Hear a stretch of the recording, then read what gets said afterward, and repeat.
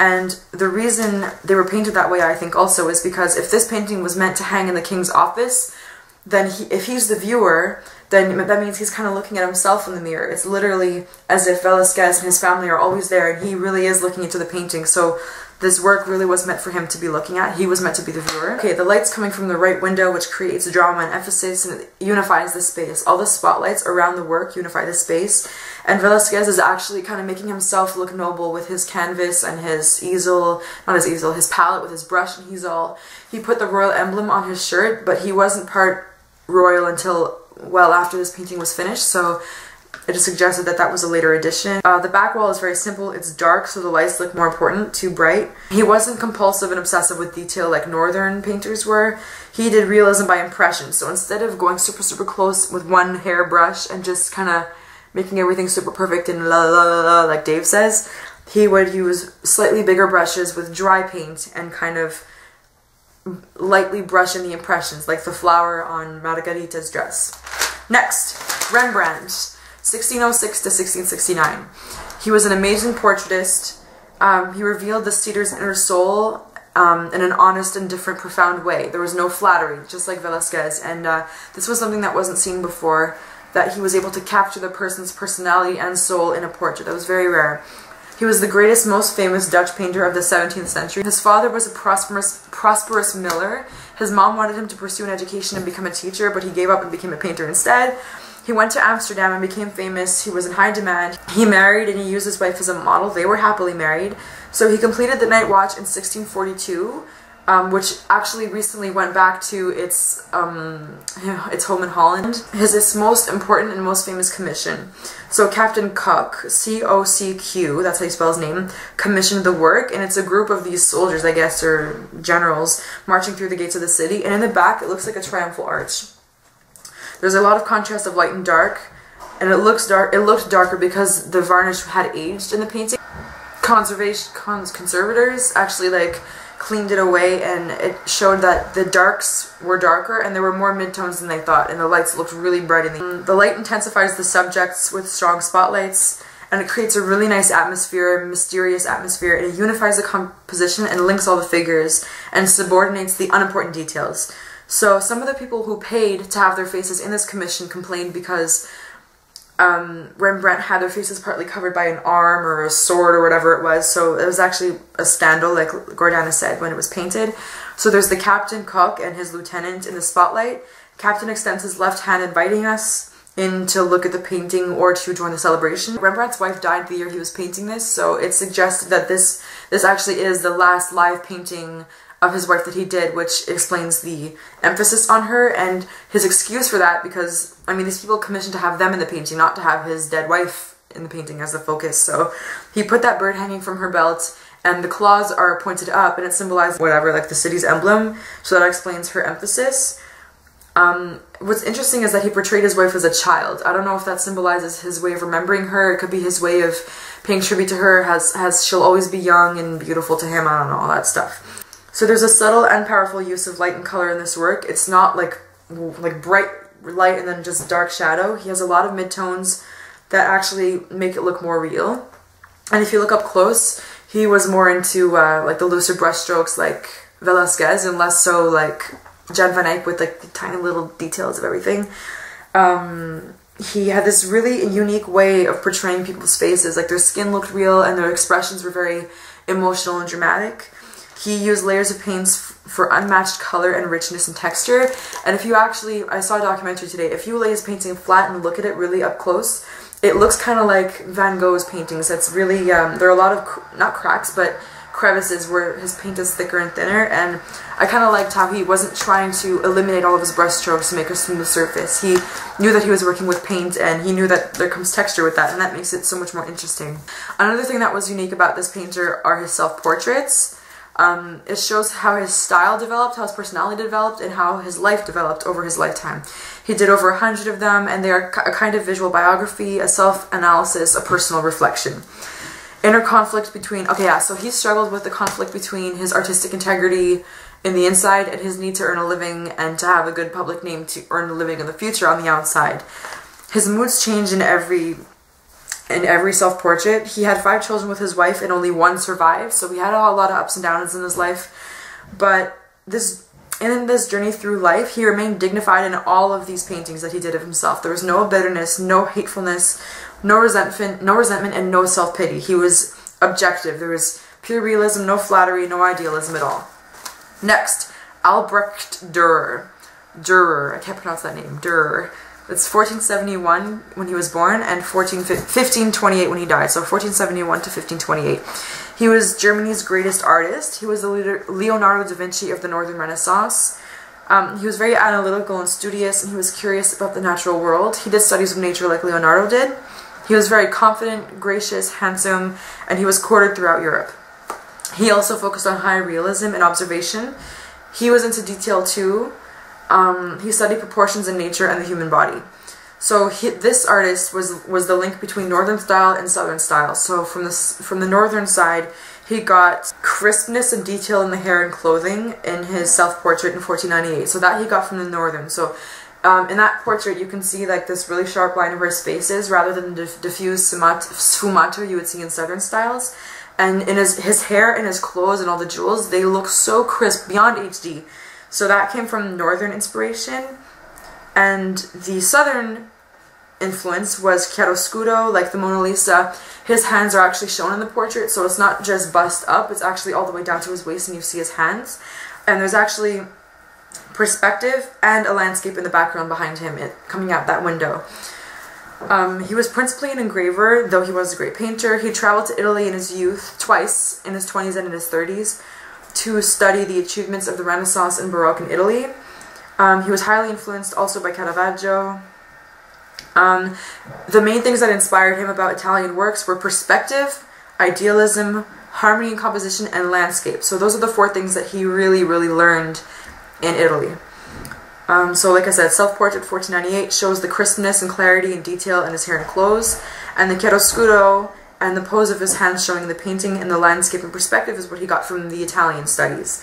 So he also did a self-portrait in 1500. It's a black background and it brings him forward and gives a higher impact of the work. It's more idealized and softer. There are fewer harsh lines, so it's kind of even more inspired by the Italian style, fewer details, and it's kind of reminiscent of paintings of Jesus that were common in the Gothic area. So he has that hair thing going on and everything, the costume. He was the first artist to design and publish a book all on his own, which was the Apocalypse, and this leads us to his woodcut of the 4 Horsemen of the Apocalypse, 1498. This shows his Northern love for line and details. So this woodcut really is a Northern work, even though he was influenced by both. This work focuses on detail and how he can show different shades, different gradations of light and dark with lines. So he did hatching, he did stippling, all kinds of stuff with his woodcut. The text is brought to life by these images of the end of the world. It symbolizes the final conflict between good and evil. And prints are cheaper to produce, so they're easier to transport and easier to sell. The figure of death is skeletal and withered, and he's on an aged horse, which is kind of interesting. His father was a goldsmith, which was where he got his training and his technical skill and meticulousness for detail, so he was really good with his hands. He was also very imaginative and top-notch with detail and perfection, depth and perspective, precision, and very good with action poses, which was very Baroque, even though he was a Renaissance painter. So maybe we can say that his work precedes the Baroque period. There's determination on the faces of the figures that he did.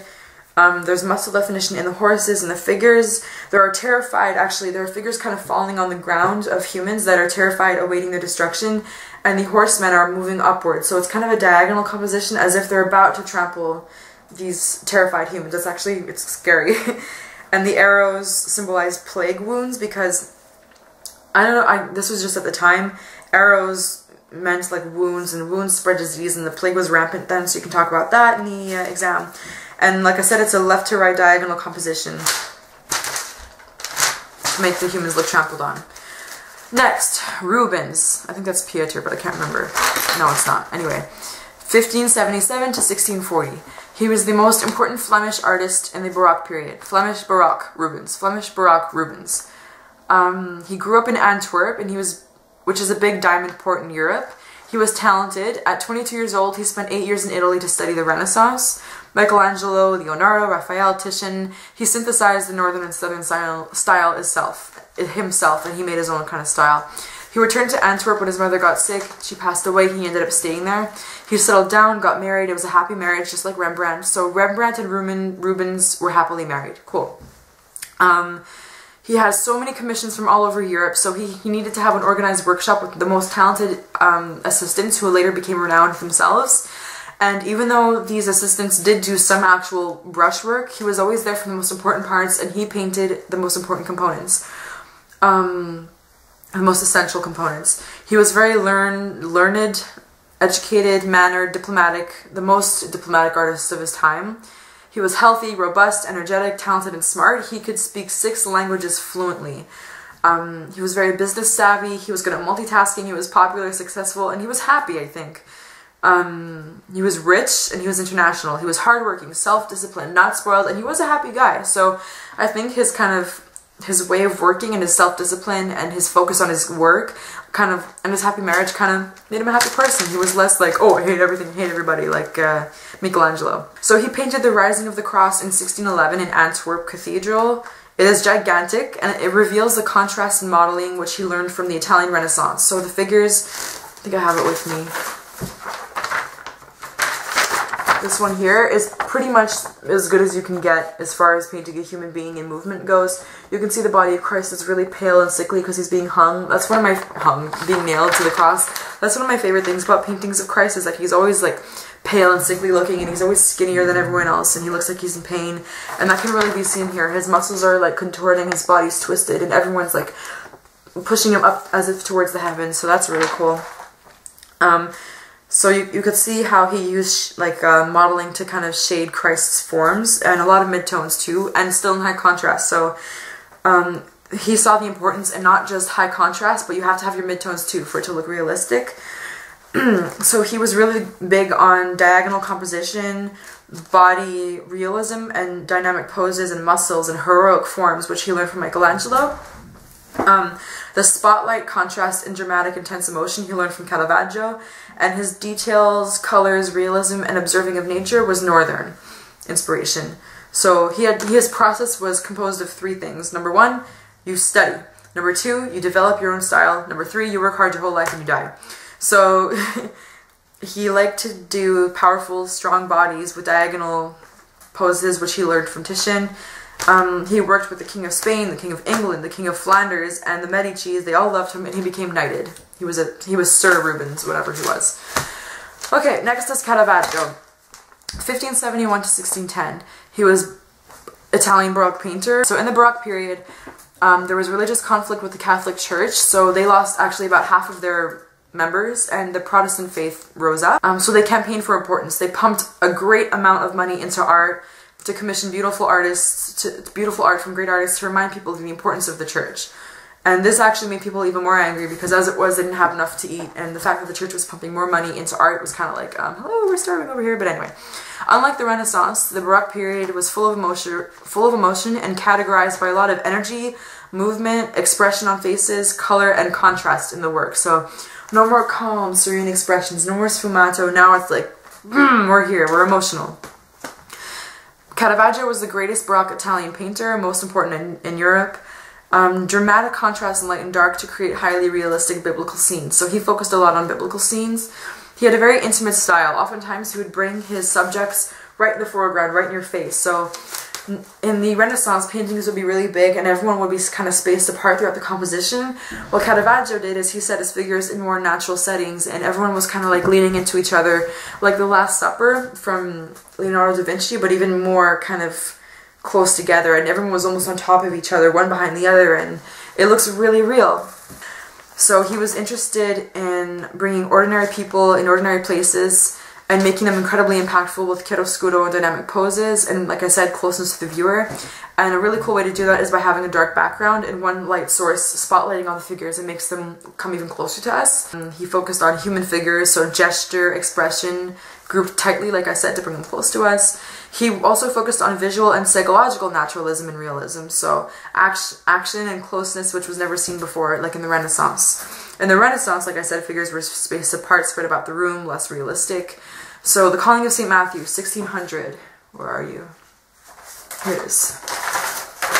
This one right here. So you see how the figures are grouped together, they're close. They're like at a dinner table, there's this guy right here who isn't even facing us, and then there's Christ and St. Peter who are coming into the room, and the light coming from this side is actually, it's an ambiguous light source because there's a window here, but there's no light shining like this way, it's coming from over there. So it's as if the presence of Christ and St. Peter are what illuminates the room. And it's just like these regular, I think tax collectors just discussing money, it looks real, they're just sitting in a group. They're not flat out on a table like the Last Supper of Leonardo. And then these two guys come in and they're like, hey you, St. Matthew, come see us. So it's like visually it's a realistic scene, even though it's a biblical story, and I really like that. So these tax collectors are just counting money in a Roman tavern, and it's cool that they, like I said, that Caravaggio painted such an important religious event in such an everyday kind of scene. This naturalism looks to the past. Christ's hand, if you can see, it kind of reflects Michelangelo's, what's it called? Creation of Adam. So you know how Christ's hand was, Adam's hand was like this, and God's hand was like this, like reaching out to him. Christ's hand here was kind of doing the same thing, reaching out to St. Matthew, as if this powerful gesture was giving St. Matthew new life as his disciple. It's a very spiritual subject. So Caravaggio didn't live long, but his violent chiaroscuro influenced art across Europe.